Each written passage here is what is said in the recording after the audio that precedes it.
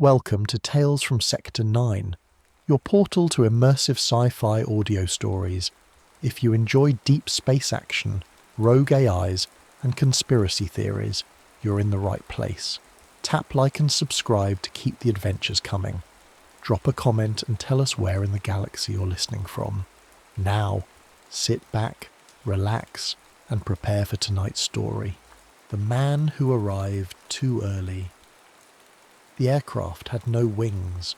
Major Robert Halden stood at the edge of the impact trench and watched desert dust rise beneath it. Not blow, rise. A pale sheet of Nevada sand lifted 6 inches from the ground, hung perfectly still beneath the blackened hull, then collapsed as though someone had released it. Again, Halden said. The sergeant beside him raised the compass. Its needle pointed north until he took 3 steps toward the wreck. Then it swung 20 degrees east. Another step. The needle began to tremble. At 10 feet, it turned completely around. Get that logged. Yes, sir. Floodlights washed the dry lake bed in hard white glare. Air Force trucks formed a rough perimeter around the crash site. Men in field jackets moved equipment across the sand, while armed security troops watched the empty darkness beyond them. The object at the centre of it all had struck the lake bed at tremendous speed. Halden could tell that much from the trench. It should have broken apart. Instead, it had ploughed nearly 300 yards through compacted earth before stopping nose down against a low ridge. The hull was scarred and blackened, but largely intact. No wings, no tail surfaces, no intake, no exhaust. Nothing Halden recognised as an engine. Lieutenant Crowley approached from the recovery truck. We tried putting a cable on the aft section. And? Crowley rubbed his jaw. Snapped it. Halden looked at the vehicle behind him. The winch cable was rated to pull 20 tons. On what? Nothing. That's the problem. Crowley gestured toward the wreck. The closer the hook got to the hull, the heavier it became. Winch operator said the load jumped past the gauge. Halden frowned. Then how did the cable crew move it? They didn't. When they backed away, it got light again. Halden stared at the aircraft. He had spent 6 years around things that officially did not exist. Prototype bombers, radar systems, captured Soviet avionics, projects buried beneath classifications so deep that officers assigned to them sometimes knew less than enemy intelligence. He had learned one rule: impossible usually meant compartmentalized, but compartmentalized machines still obeyed physics. A medic jogged toward him. Major, Halden turned. Pilot's awake. American? Sounds like it. Uniform? The medic hesitated. You should see it. The field ambulance sat 50 yards from the wreck with its rear doors open. Inside, a man lay strapped to a stretcher beneath a hanging lamp. Early 40s, Halden guessed. Short dark hair, blood dried along one temple. His flight suit was charcoal grey, seamless across the shoulders, with patches Halden did not recognise. The man's eyes tracked him immediately. Too alert for someone who had just survived that crash. Halden stepped inside. Name? The pilot studied him for a moment. Commander Nathan Cole. Service? Another pause. United States Space Command. Halden kept his face still. There is no United States Space Command. I know. Then let's try again. Cole shifted against the straps and winced. Commander Nathan Cole, United States Space Command, Strategic Reconnaissance Group. What aircraft were you flying? Cole glanced toward the open ambulance doors. Is it intact? I asked you a question. So did I. Halden pulled a metal folding chair closer and sat. You crashed inside restricted United States airspace. You're wearing an unidentified uniform. Your aircraft doesn't match anything in our inventory. Until I decide otherwise, you're either an enemy intelligence officer or someone from a program I haven't been cleared to know about. Cole's expression barely changed. What year is it? Halden said nothing. Cole looked toward the medic. What year? The medic looked at Halden. Halden answered, 1957. Cole closed his eyes. For the first time since Halden entered, something crossed his face. Not confusion, recognition. God! Halden leaned forward. What year were you expecting? Cole opened his eyes again. 2041. The medic gave Halden a quick glance. Halden ignored it. Identification. Cole lifted one hand slowly. Left chest pocket. The medic retrieved a thin card. It was unlike any military identification Halden had seen. No paper laminate, no obvious photograph. The surface seemed embedded with a metallic sheen that changed when he tilted it beneath the lamp. The face was Cole's. The seal was American. The service line read, United States Space Command. Halden turned it over. Issue date, March 17th, 2041. Expiration, March 17th, 2044. He handed it back to the medic. Bag it. Cole watched him. Major Halden. Halden stopped. He had not introduced himself. Cole's expression sharpened. You need to move everyone away from my ship. Halden stepped closer. How do you know my name? Get them away from it. How? The field corps may still be cycling. What field? Cole raised his voice. Major, evacuate the wreck. A low vibration passed through the ambulance floor. Halden felt it through his boots. Outside, someone shouted. The floodlights dimmed, then brightened, then dimmed again. Halden stepped through the rear doors. Across the crash site, 3 compasses sitting on the recovery table began spinning at once. A wrench lying in the sand beside the nearest truck rattled, lifted, hung in the air. Then the wreck moved. Not forward. Up. The entire aircraft rose 3 inches above the Nevada desert. Men backed away. Someone swore. The craft remained suspended long enough for Halden to see empty darkness beneath its crushed hull. Then it dropped. The impact shook the ground. Halden turned back toward the ambulance. Cole was staring at him. You need to shut down whatever you're building at Groom Lake. Halden looked at him for several seconds. Then he called for Crowley. Change of orders. Nobody calls Nellis. Nobody calls Wright-Patterson. This does not leave our channel. Crowley nodded. Where do you want it? Halden looked toward the wreck. Below ground. 2 hours later, Nathan Cole sat beneath a bare bulb in an interrogation room 200 feet beneath Groom Lake. Halden had removed the restraints. Not as a courtesy. A man who could survive that crash and voluntarily remain in custody was more useful if he believed conversation still mattered. Cole sat across the steel table drinking water from a paper cup. Halden opened a folder. President of the United States. Cole looked at him. Dwight Eisenhower. Vice President. Nixon. Chairman of the Joint Chiefs. Cole hesitated. Twining. Halden marked nothing. Rank? General. Current Soviet Premier? Nikolai Bulganin. First artificial satellite. Cole frowned slightly. Sputnik. Launch date? October 4th. Halden looked up. Cole saw it. What? It's August. Cole stared at him. Halden continued. Sputnik does not exist. Cole leaned back. Right. How did you know the name? Because it launches in October. Halden closed the folder. Convenient. You asked. You referred earlier to General Schriever as commander of Air Force Systems Command. Cole's expression changed. Halden continued. Air Force Systems Command does not exist. Not yet. You also asked one of my guards whether NORAD had been notified. Silence. That organization doesn't exist either. Cole rubbed both hands over his face. North American Air Defense Command. I know what the letters mean. It comes later. Everything comes later. Cole lowered his hands. From my perspective, yes. Halden studied him. The mistakes were wrong. That bothered him more than perfect answers would have. A trained Soviet operative could memorize American military information. But why invent organisations that sounded plausible and then place them in the future? Why predict a satellite launch 2 months before it occurred? Why know names of programs so obscure they barely existed outside planning documents? Halden changed direction. What were you doing near Groom Lake? I wasn't. Where were you? Near Saturn. Halden did not react. Mission? Reconnaissance. Of what?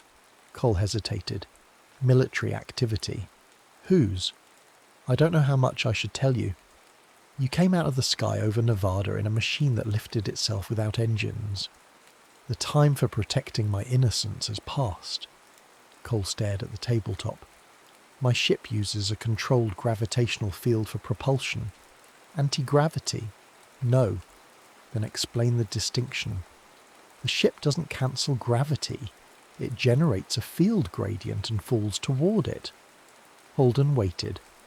Cole looked up. You create curvature in front of the craft. The ship accelerates into the curvature. Shift the field and it keeps falling. Without inertia? Not without it. So your crew is crushed. Compensation fields. Halden almost smiled.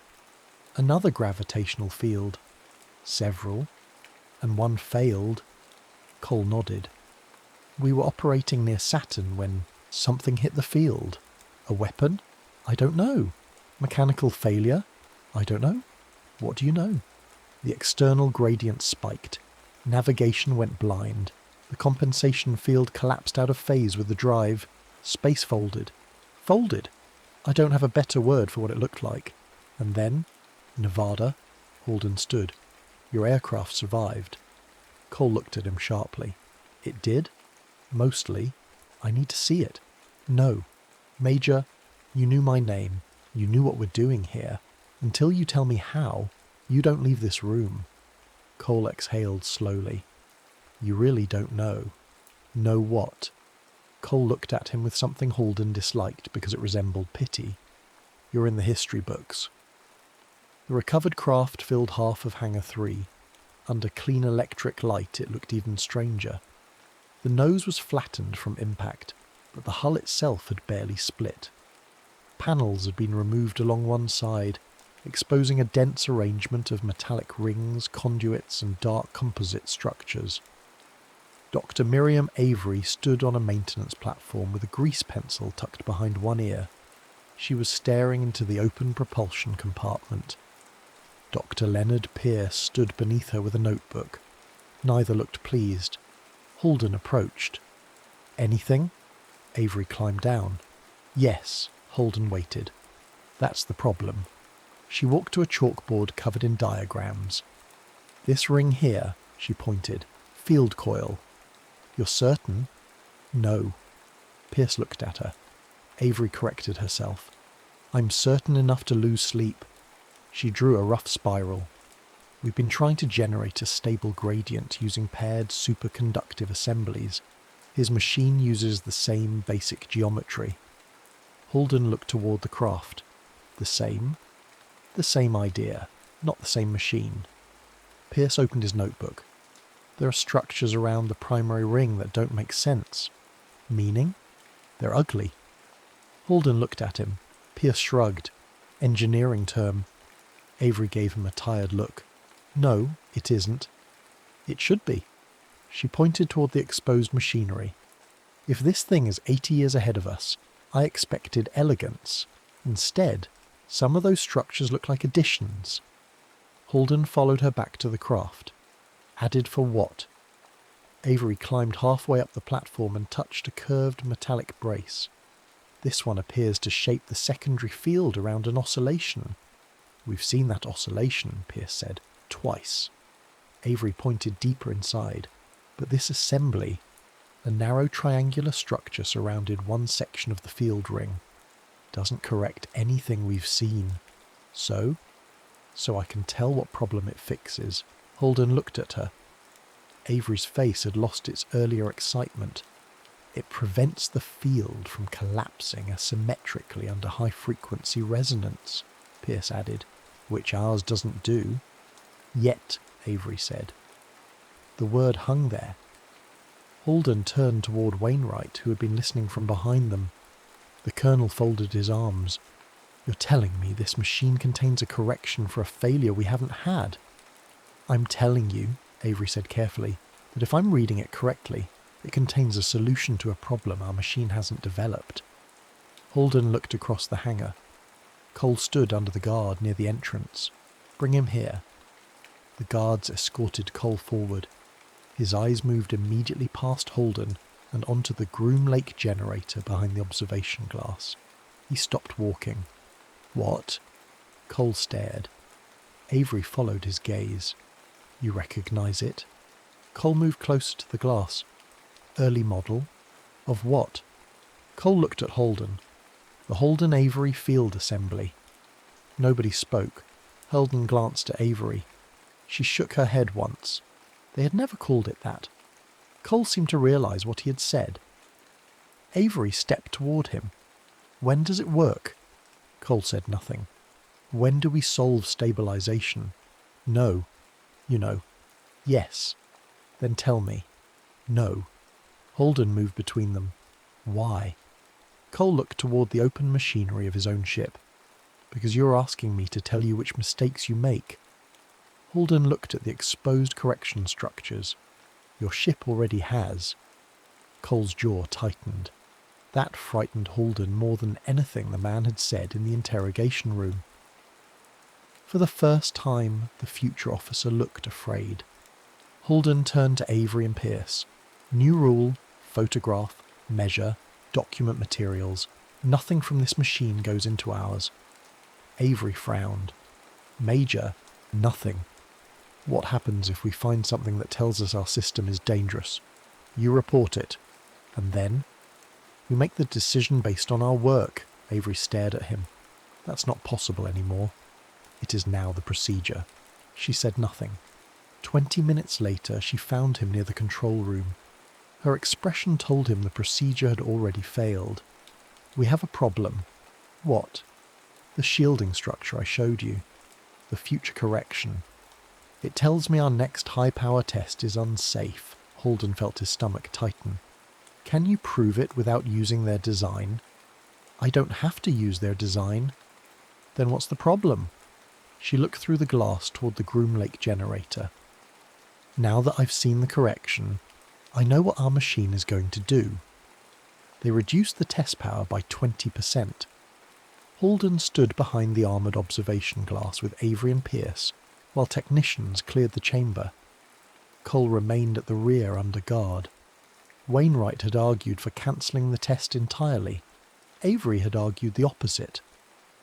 "If the resonance is real," she said, "we need to know." Halden had approved the narrow middle course. No future components, no copied geometry, only altered operating limits. The generator energized. A low hum filled the room. Needles began climbing across the instrument panel. "Field at 12%, Pierce said. A steel test mass suspended inside the chamber shifted half an inch. 18. The waveform remained clean. 22. Avery leaned toward the oscilloscope. "There." Halden saw it. A tiny oscillation. Exactly where Avery said it would appear. "Power down." Pierce reached for the control. The oscillation doubled. "Now." Pierce killed the current. The field collapsed with a sound like air being sucked through a pipe. Inside the chamber, the test mass slammed against its restraint hard enough to bend the bracket. Silence followed. Avery exhaled. "If we'd run the original power profile, would it have failed?" "Yes." "How badly?" She looked toward the chamber wall. "Potentially through the wall," Halden turned to Cole. "You knew." "No. Your ship knew." Cole considered that. "Apparently. We just avoided the failure." "Yes." "Then why does your ship contain the correction?" Cole stared at him. "Maybe you don't avoid it forever. Or maybe your ship just changed what we would have done. Maybe. That's your answer. It's the only honest one." Halden stepped closer. "You keep talking as though history is fixed." "No. You keep talking as though there was some original version of history before I arrived." There had to be. Why? Halden stopped. Cole's voice remained calm. What evidence do you have for that? Halden had none. That angered him. He dismissed the guards and kept Cole seated. Tell me what happens to this program. Cole did not answer. Halden placed Cole's identification card on the table. You've already changed decisions in this facility. I need to know what else we're walking toward. Cole looked at the card. Gravitational propulsion works. When? Gradually. What happens to me? Cole's eyes lifted. You become one of the people who makes it practical. Halden almost laughed. I don't build anything. You will? What else? Cole hesitated. The field technology becomes military. It already is. Not like this. Cole described a weapon without giving Halden enough engineering detail to reproduce it. A gravitational system capable of creating destructive tidal forces across distance. Ships ripped apart without impact. Surface installations crushed by artificial gradient. Halden listened without interrupting. Who builds it? Cole looked directly at him. You oversee the first operational program. Halden felt cold despite the heat trapped underground. And what do we use it for? The first interplanetary war. The word sounded absurd.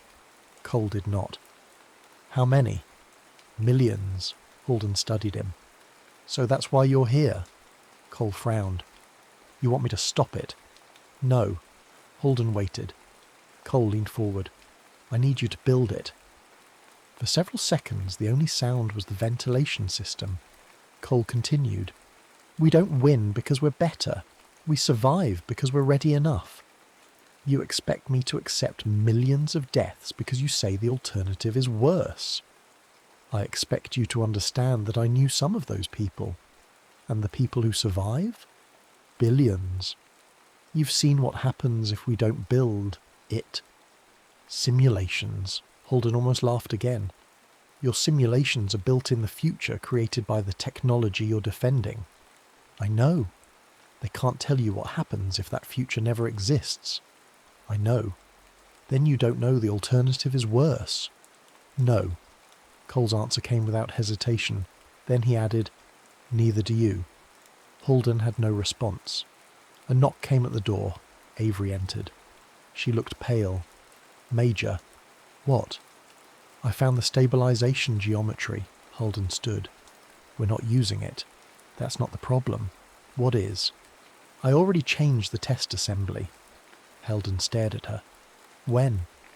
While I was checking the relationship, before he told us any of this. Cole stood so quickly the guard reached for his weapon. What did you change? Avery looked at him. The secondary coil spacing.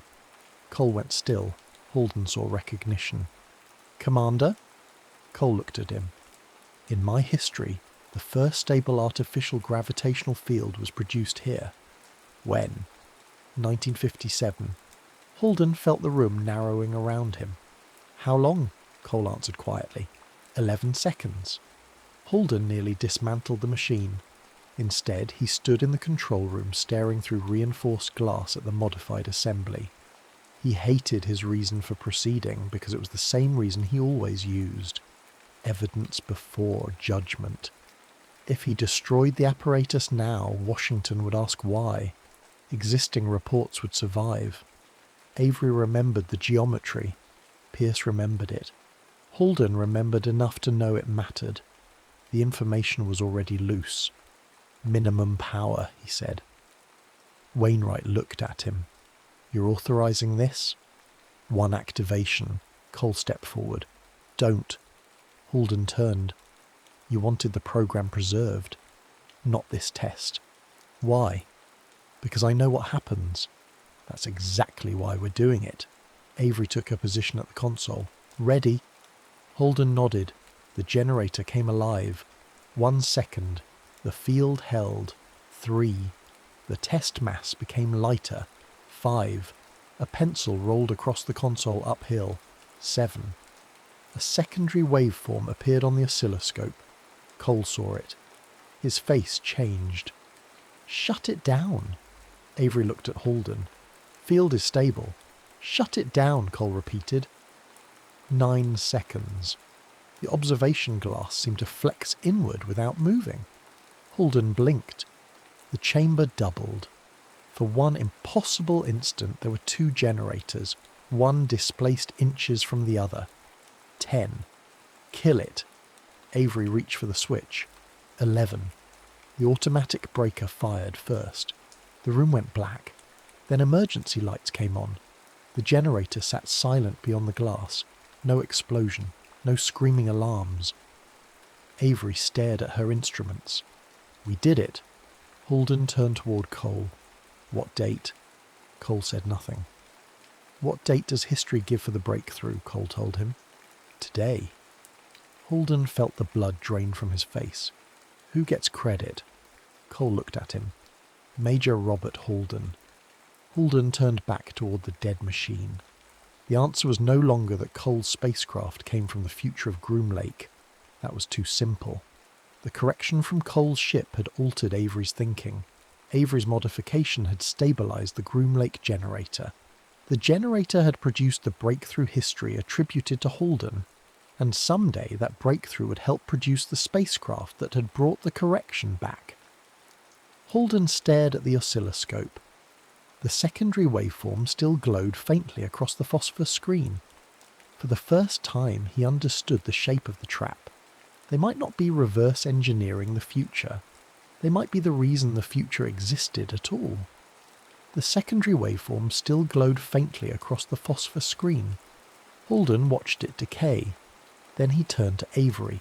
Shut everything down. It is down. Not the generator. Everything. She looked at him.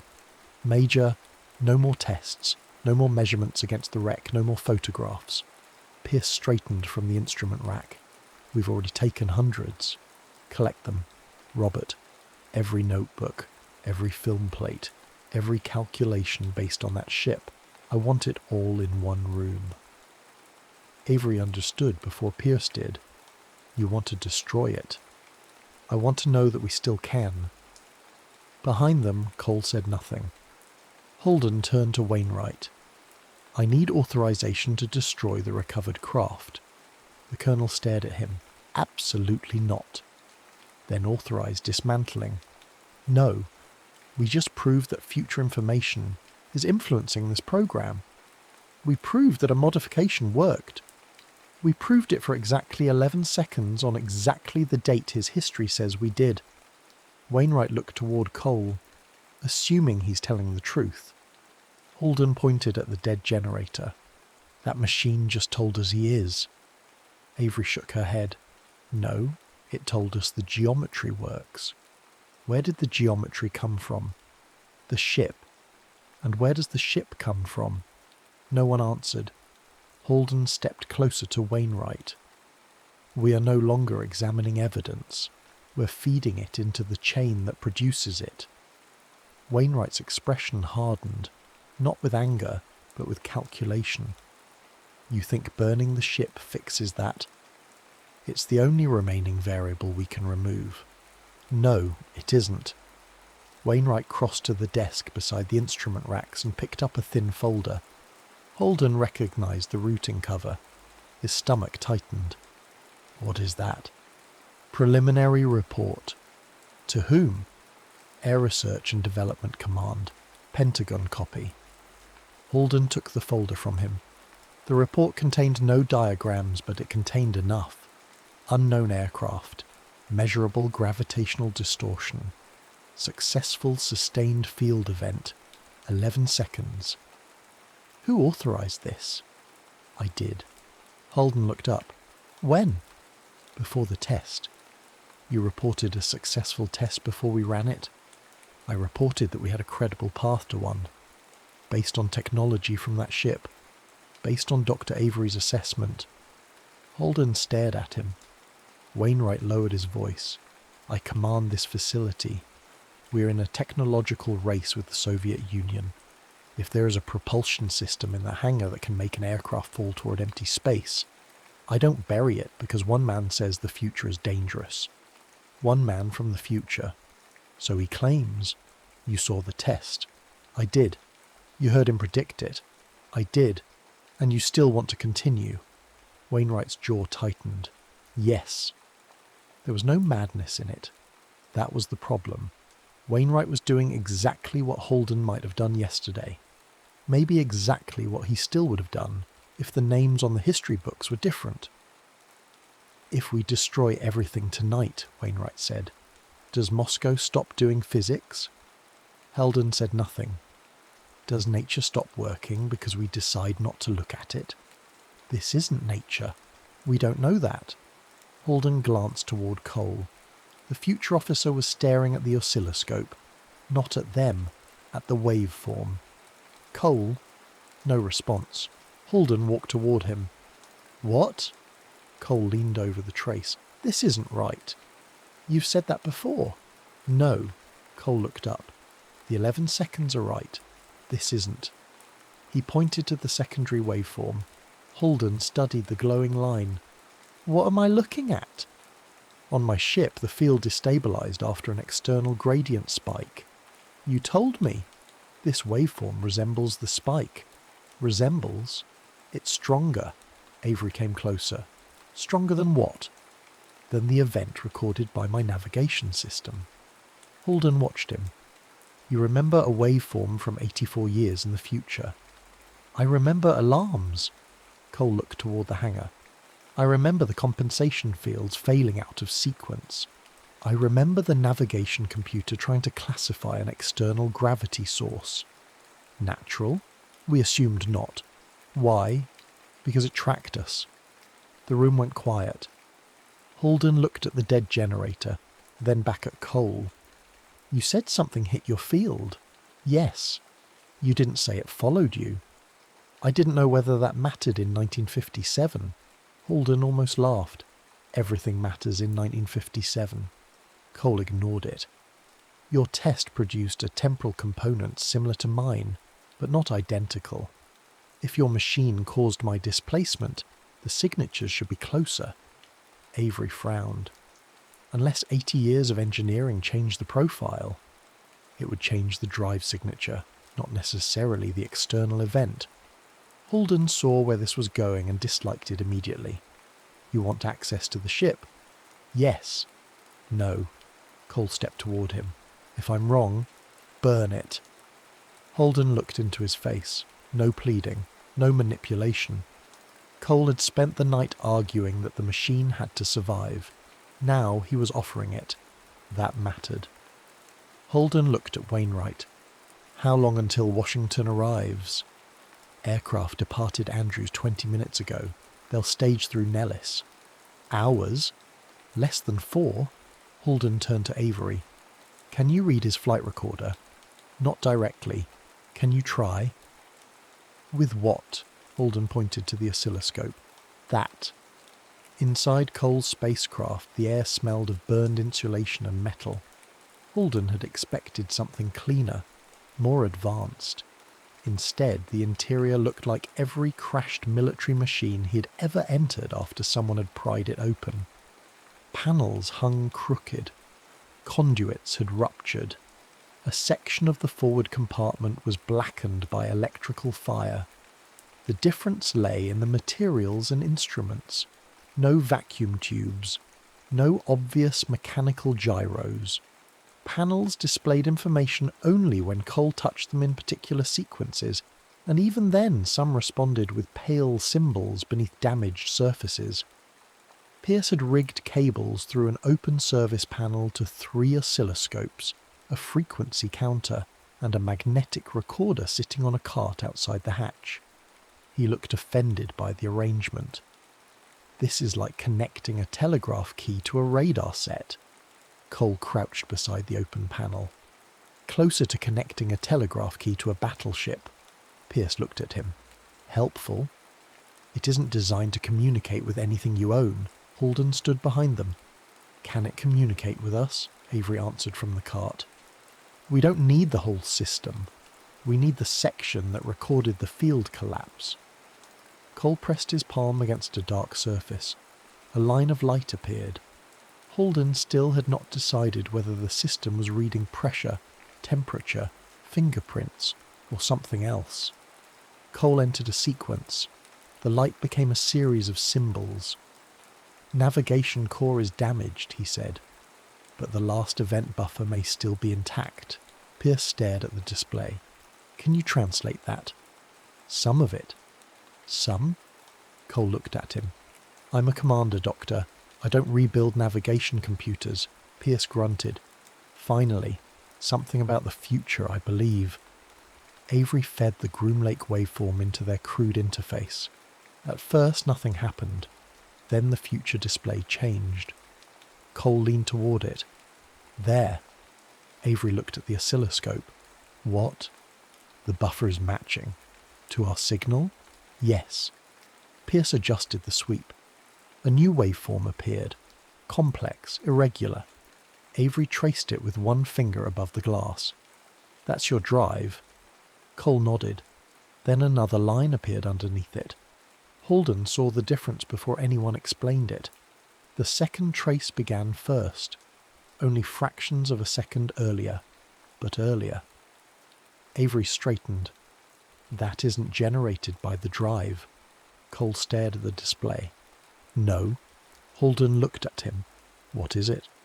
I don't know. Weapon? No known weapon. Natural phenomenon? Maybe. Pierce leaned toward the instruments. Maybe not. Halden turned. Pierce tapped the secondary trace. Look at the spacing. Halden saw peaks repeating along the waveform. What about it? Not equal intervals. Ratios. Avery leaned over. Pierce marked 3 points with grease pencil. 1, 2, 3, 5. Avery looked at him. Fibonacci? At least here. He moved farther along the trace. Then 8. Cole's expression tightened. Halden felt the cold return. Natural systems produce patterns. Yes, Avery said, but not usually patterns that advertise themselves. Halden looked toward the future display. Can you determine direction? Cole hesitated. If enough of the attitude solution survived. Do it. Cole looked at him. You understand what this means? No. That's why we're doing it. Avery began transferring what data she could through the makeshift interface. Minutes passed. No one spoke unless necessary. Halden watched the machines. He kept thinking about Wainwright's report moving toward Washington. Knowledge escaping faster than he could contain it. He had believed the danger was circular. The future craft teaches Groom Lake. Groom Lake creates the future craft. No beginning, no inventor, no outside cause. But the second line on the oscilloscope had begun before Cole's drive failed. Something else had touched the loop. Avery finally looked up. I have a directional solution. Where? She hesitated. Outer solar system. Cole moved beside her. How far? Beyond Saturn. Halden looked at Cole. Your mission? Cole shook his head. We were inside Saturn's orbit. Could your sensors have been tracking something farther out? Possibly. Something military. I told you. We were conducting reconnaissance. Of whom? Cole looked at the floor, then at Halden. Not human forces. Wainwright, standing at the hatch, spoke, quietly. There it is. Halden turned toward him. What? The reason we don't destroy the program. You don't know what that signal is. Neither do you. It could be natural. Wainwright pointed toward the waveform. Then we continue until we know. Halden looked at Cole. What does your history say? Cole took too long to answer. First confirmed contact happens later. How much later? Decades. With whatever caused your war? We believed so. Believed. Cole stared at the instrument trace. Our record said the conflict began after human expansion reached their territory. Halden looked toward Avery's plotted direction. Beyond Saturn, farther. So if this signal is artificial, my history is incomplete. Or wrong. Yes, Halden waited. Cole added the third possibility himself. Or classified. That was worse. Halden had spent his career inside classified history. He knew how much of reality could disappear behind a stamp. Cole looked toward his ship.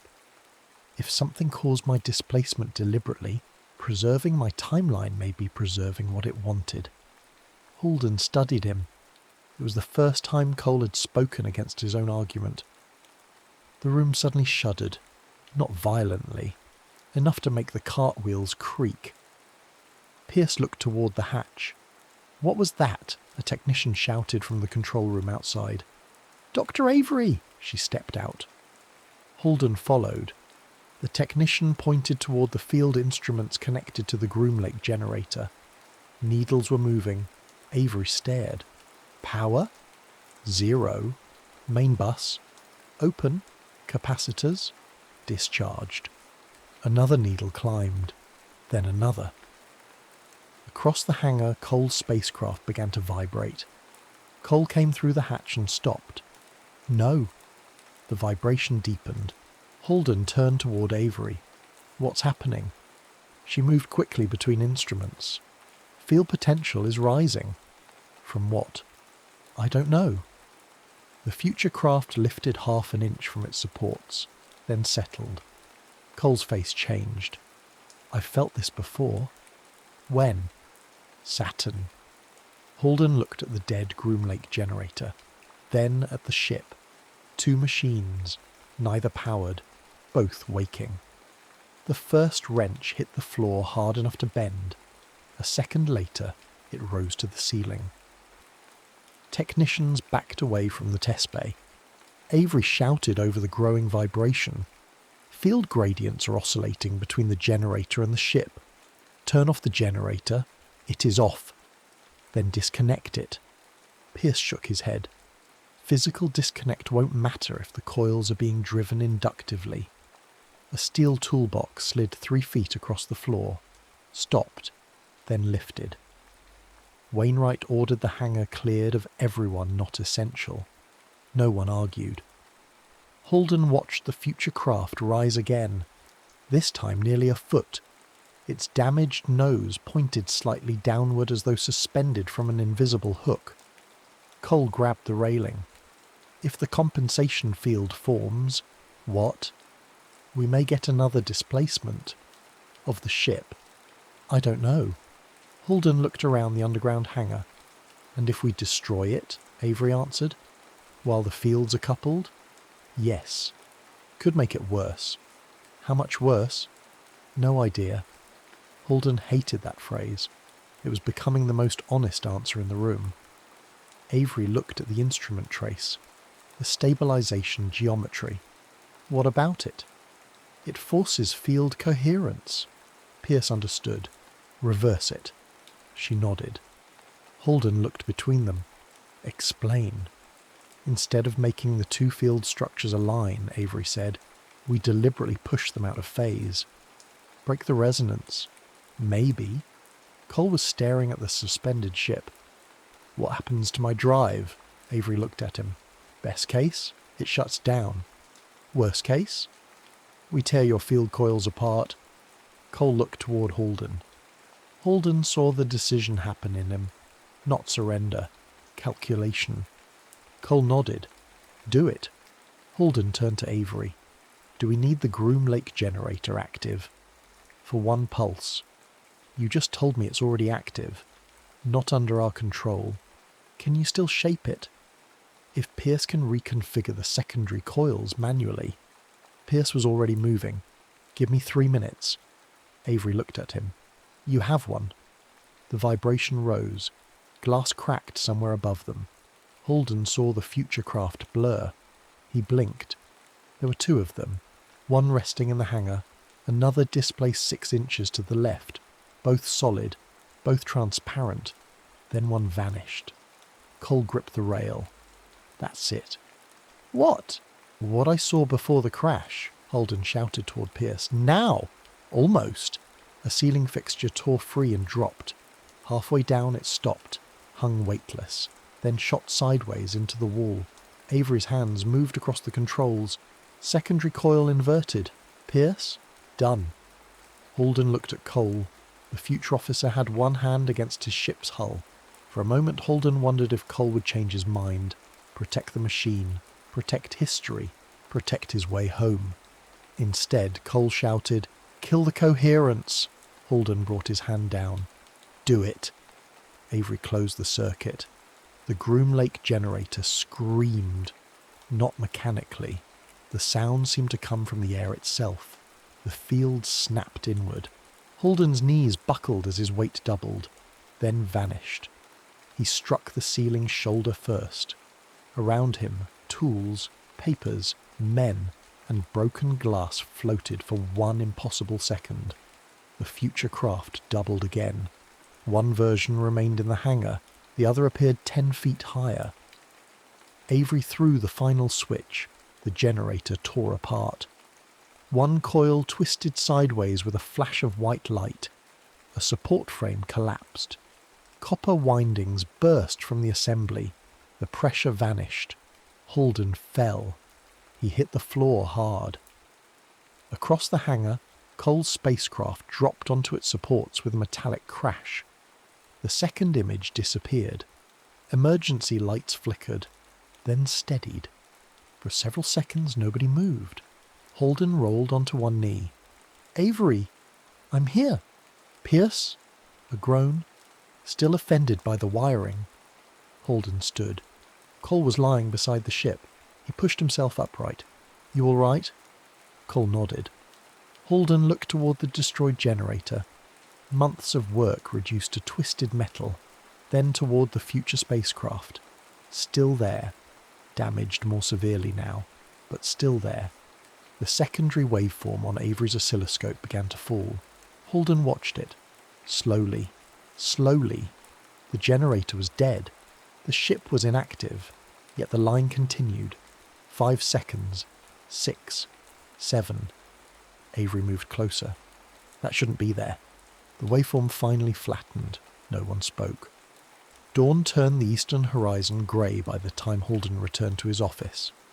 The Pentagon aircraft was less than an hour away. He had not slept. His shoulder ached where he had struck the ceiling. Wainwright stood by the window with coffee neither of them wanted. "What are you recommending?" Halden looked at the blank folder on his desk. "Preserve the wreck." Wainwright said nothing. "Isolate it physically. No direct replication of components. Continue the field program? Yes. Using what we learned. Using our work." Wainwright looked at him. "Robert." Halden knew. "You can't separate them anymore," Wainwright said. "Avery has seen the geometry. Pierce has seen it. You've seen it. If she develops the same solution next year, how do we prove it was hers? We can't. So your distinction is meaningless." "No, it's imperfect." "That's a generous word." Halden looked through the window toward Hangar 3. "It's the least irreversible option. And if whatever is beyond Saturn is real, then we'll need the technology. And if Cole is right about the war, we may cause it." Wainwright studied him. "You realize Washington is going to hear only the first part." "I know." A knock came. Cole stood in the doorway under guard. His flight suit was torn at one shoulder. The dried blood had been cleaned from his face. He looked less like a man from the future now. Just tired. Wainwright stepped outside. Cole remained. "So," he said. "So, you continue." Under restriction. Cole almost smiled. "You think that survives contact with Washington?" "No." "Then why recommend it?" Halden looked at him. "Because destroying it may be worse." Cole nodded once. There was no victory in it. "History says you become one of the strongest advocates for weaponization." Halden leaned back. "You've told me." "No, I told you that you oversaw the program." "This is different." "Yes." Halden waited. Cole continued. "You weren't remembered as reluctant." Halden looked toward the blank folder. "Then your history is wrong." Cole glanced toward the hangar. "Maybe." A guard appeared. Cole turned to leave. At the door he stopped. "For what it's worth, Major, I hope it is." Then he was gone. Halden sat alone. For several minutes he listened to the distant sounds of the base waking above him. Engines, doors, footsteps, normal sounds. Avery entered without knocking. She carried a long strip of instrument paper. What now? I checked the waveform against the astronomy room's magnetic recorder. Halden looked at her. Why? Because I wanted to know when the signal started. We know when it started. No. She placed the paper on his desk. 2 traces had been aligned by time. The lower one was the secondary waveform from the 11-second experiment. The upper one came from a separate instrument elsewhere in the facility. Halden followed Avery's pencil mark. A weak pulse appeared on the upper trace, then another. Then the pattern became recognisable. His mouth went dry. What time? 17 minutes before we activated the generator. Halden stared. Clock error? Checked. Recorder drift? Checked. Someone turned on another field system?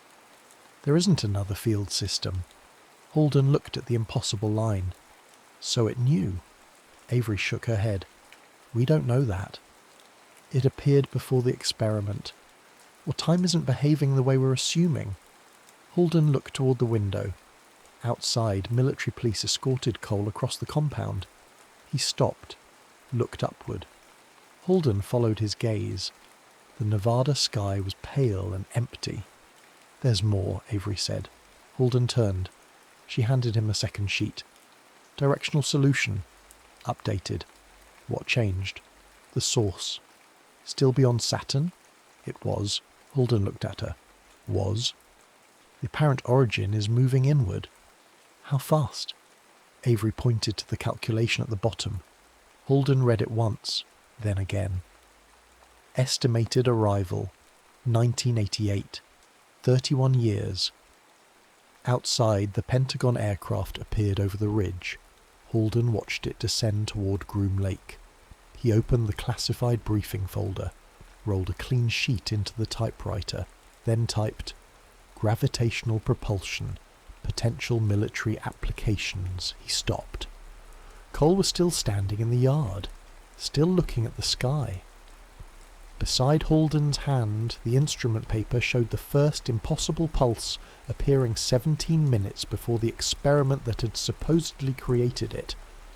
At the bottom of Avery's calculation, estimated arrival, 1988. Halden fed another sheet into the typewriter and began.